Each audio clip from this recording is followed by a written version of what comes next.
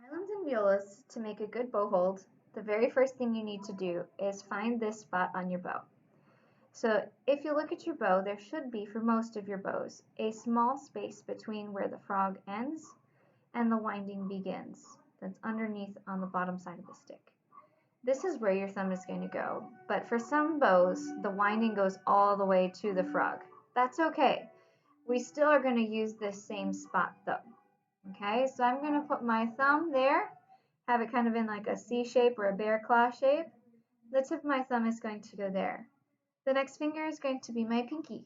I'm going to place my pinky on the very top of the stick above the frog's eye, which is that little symbol that you see right here. That's the eye. If yours doesn't have one, just imagine where that would be in the center of your frog.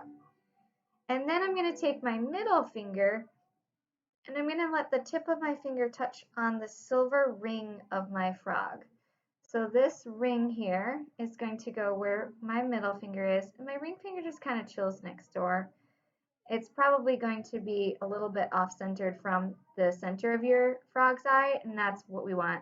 If we have it too far over this way, it's going to be a little uncomfortable for you. These two fingers like to be relatively close often.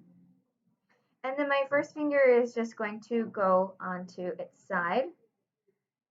So you can see it's kind of bending over to the side a little bit, but there's space, relatively an even space between all of my fingers. I don't have one finger going away further than the others. Another way that you can imagine this is if you start with just your thumb and your pinky. Imagine that you're holding a can of soda. Okay, you're holding a can of soda and now you need to pour it into the glass. So I'm going to tip my hand and all of my fingers, and they all kind of drop down and they're tipped to the side.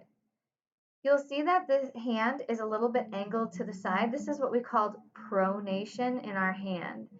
So this is where it's not having the fingers go straight down to the ground. It's not going backwards, but they're kind of leaning forwards to the tip of the bow. This is really essential for violins and violas in order to be able to produce a really good sound on your instrument. So this is something we want to watch out for, that our fingers are indeed tipping a little to the side.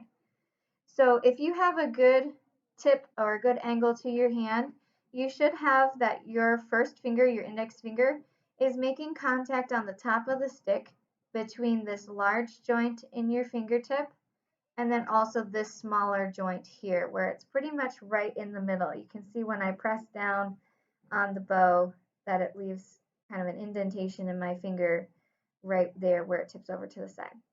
And that is a good violin viola bow hold.